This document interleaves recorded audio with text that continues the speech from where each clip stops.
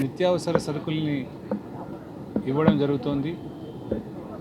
దాదాపు 7,000 పైచీలకు కుటుంబాలకి 19 ఐటమ్స్తో కలిసినటువంటి ఒక అమృత కలశమని, సత్యసాయి అమృత కలశమనే పేరుతో ఈరోజు ఇంటింటికి సేవాదళ సభ్యులు స్వయంగా వెళ్ళి డెలివరీ చేస్తున్నారు.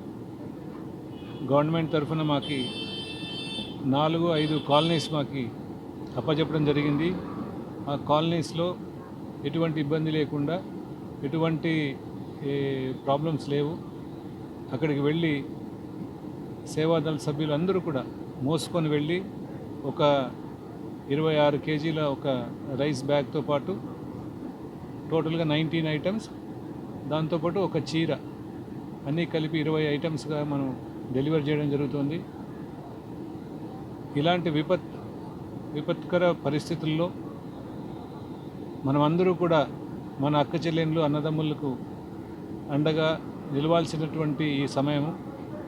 ఇలాంటి సమయము ఒక మానవాళిలో ఒక మానవత్వానికి మనమందరూ కూడా విలువలను ఇచ్చి సాటి మనుషులతో మనం అందరూ కూడా మన యొక్క అభిమతాన్ని పంచుకోవాల్సినటువంటి ఈ సమయం ఇది. ఇలాంటి టైంలో మాకు ఈ అవకాశం దొరికినందుకు మేము అదృష్టంగా భావిస్తున్నాము. దాదాపు 600 మంది సేవాదళ సభ్యులు ఈరోజు ఇక్కడ సేవలు సలుపుతున్నారు.